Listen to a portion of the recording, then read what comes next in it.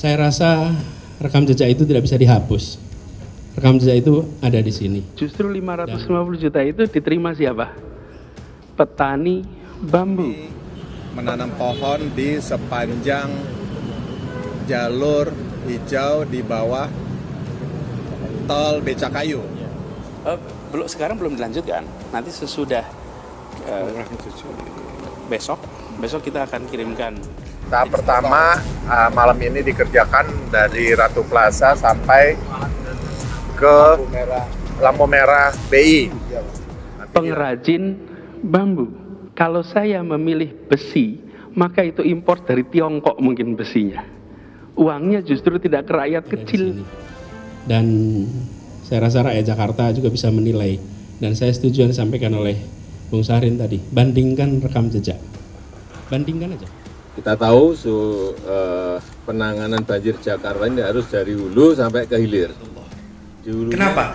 Air itu turun dari langit ke bumi, bukan ke laut. Harusnya dimasukkan ke dalam bumi, masukkan tanah. Saya juga kaget dikerjakan oleh Pak Gubernur Heru. Saya nggak tahu pendekatannya apa, tapi selesai. Sehingga saya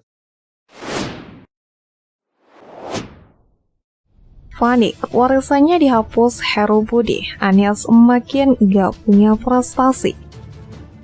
Ibu kota Jakarta selain menjadi pusat perekonomian juga menjadi pusat perhatian tatkala Pilkada DKI yang memenangkan gubernur seiman tak bisa kerja hanya bisa tata kata. Gubernur yang memiliki julukan gak benar ini juga seringkali diketahui dalam menata kota. Bagaimana tidak, 5 tahun menjabat Anies hanya memiliki sampah bambu ketah-ketih, mengubah nama jalan, mengubah nama rumah susun menjadi rumah lapis, dan kebijakan-kebijakan aneh lainnya.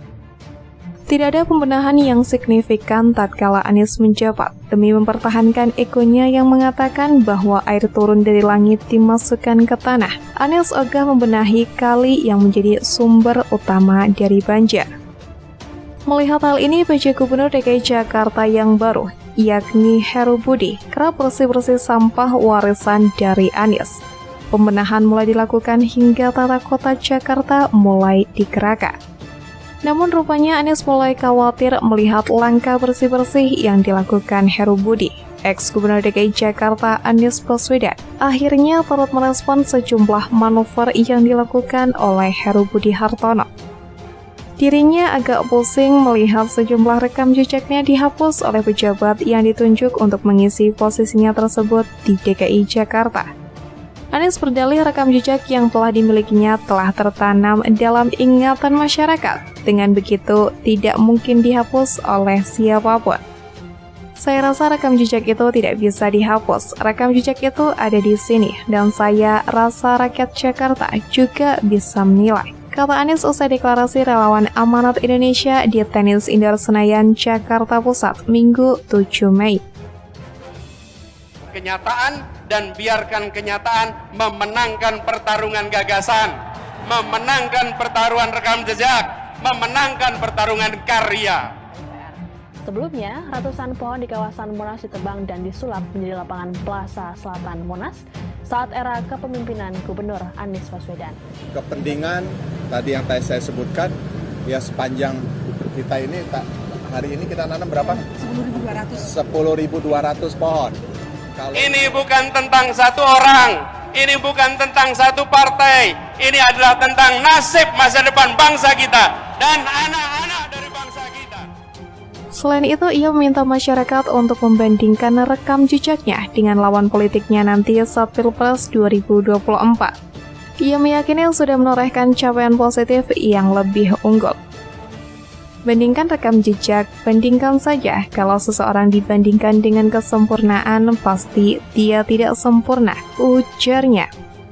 Tapi bandingkan satu dengan lainnya, rekam jejaknya, rekam gagasannya, rekam karyanya, dan itu yang kami tawarkan, tambahnya. Lebih lanjut, ia tidak berbicara panjang lebar soal anggapan Heru Budi menghapus warisannya. Ia meyakini Heru Budi memiliki berbagai pertimbangan dalam menjalankan segala kebijakan sebagai PJ Gubernur DKI. Jawaban klise Anies yang sok tenang adalah kamuflase dari sikap paniknya Anies karena prestasi abal-abal Anies mulai dibersihkan Heru Budi.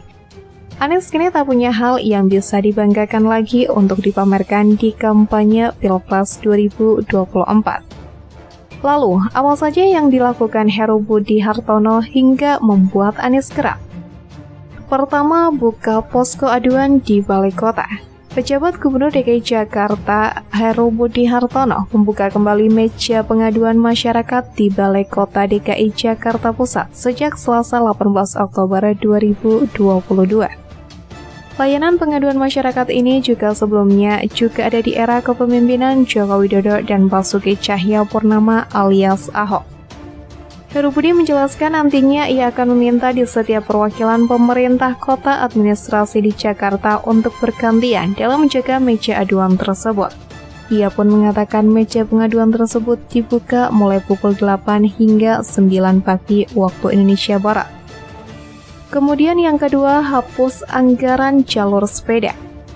Heru Budi di awal kepemimpinannya sempat menghapus anggaran jalur sepeda yang sebelumnya dianggarkan Gubernur Anies Baswedan sebesar 38 miliar. Anggaran program jalur sepeda era Anies ini nantinya akan diarahkan untuk pembangunan fasilitas yang lebih bermanfaat. Kebijakan itu menuai kritik karena dianggap ingin membersihkan jejak Anies dalam pembangunan kota Jakarta yang ramah bagi pesepeda. Belakangan Heru tetap menganggarkan anggaran jalur sepeda, tetapi bukan program prioritas. Anggota Komisi B DPRD DKI Jakarta Muhammad Taufik Zulkifli atau MTZ mengungkapkan bahwa program jalur sepeda era Anies Baswedan batal dihapuskan.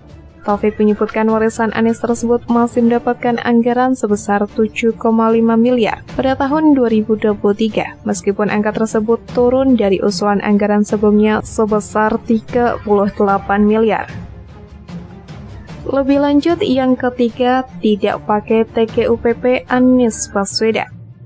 PJ Gubernur DKI Jakarta Heru Budi Hartono mengungkapkan bahwa dirinya lebih ingin mengoptimalkan dinas-dinas terkait ketimbang membentuk tim gubernur untuk percepatan pembangunan atau TGUPP.